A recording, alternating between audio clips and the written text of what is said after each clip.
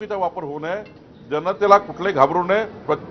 या ठिकाणी पर्याप्त एलपीजी आणि पर्याप्त पेट्रोल डिझेल देशामध्ये आहे। राज्य सरकारने कर्जमाफीची घोषणा केली होती, एक डेडलाईन देखील फिक्स झालेली आहे, त्याची प्रक्रिया सुरू झाली आहे, स्क्रुटिनी केली जाणार होती, काय नाही? आता प्रवीण परदेशी समिती संपूर्ण या 2 लाख रुपयाची कर्जमाफी कशी असणार आहे, म्हणजे या राज्यातला अल्पभूधारक अत्यल्पभूधारक जो व्यक्तीला कर्जमाफीची गरज आहे त्यांना कर्जमाफी झाली पाहिजे, याकरता एसओपी तयार होत आहे। धन दांडग्या लोकांना, ज्याच्याकडे गाडी आहे, घोडा आहे, बंगला आहे, फार्म हाऊस आहे, त्यांना कर्जमाफी देऊन काय फायदा आहे? ज्या गरीब माणसाला कर्जमाफी दिली पाहिजे त्यांना त्याची एसओपी तयार करणं चालू आहे। आणि त्यामुळे मला असं वाटतं थोडा वेळ होईल, पण कमिटेड कर्जमाफी आम्ही करणार आहोत। कमिटेड कर्जमाफी माननीय मुख्यमंत्र्यांनी दिली आहे।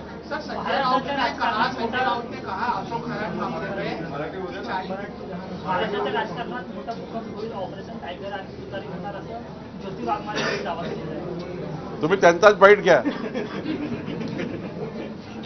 अगो एक स्थानिक विषय, काटोल आणि वरुड जो सिमेंट रोड आहे त्या रोडला मोठ्या भेगा पडल्या आहेत आणि दोन्ही जिल्ह्याचे पालकमंत्री आज माननीय नितीन गडकरी साहेबांकडे बैठक आहे, त्या बैठकीचा विषय मी घेतलेला आहे, कारण नॅशनल हायवेचा इश्यू आहे।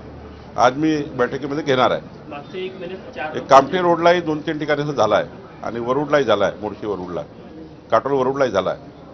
संजय राउत ने कहा खराब मामले में 40 आमदारों के नाम आए, वो उजागर होना चाहिए। क्या संजय राउत ने कहा है 40 आमदार? मैंने नहीं सुना। मैंने नहीं सुना संजय राउत को। सर एक ये था वो संजय राउत को सुनना कब आपका है, मेरा काम नहीं है। ममता बनर्जी ने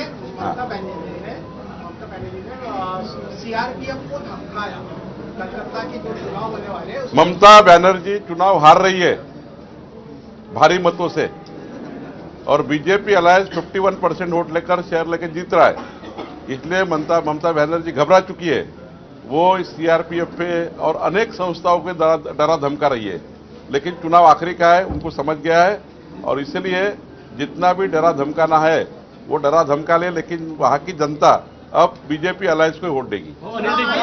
अनिल देशमुखांची मागणी केली आहे, अनिल देशमुखांनी अशी मागणी केली आहे की चांदीवाल आयोगाचा जो अहवाल आलाय तो सार्वजनिक करावा, तो त्यांच्या राष्ट्रवादीचं विलीनीकरण असेल, शेतकरी कर्जमाफी असेल, या सगळ्या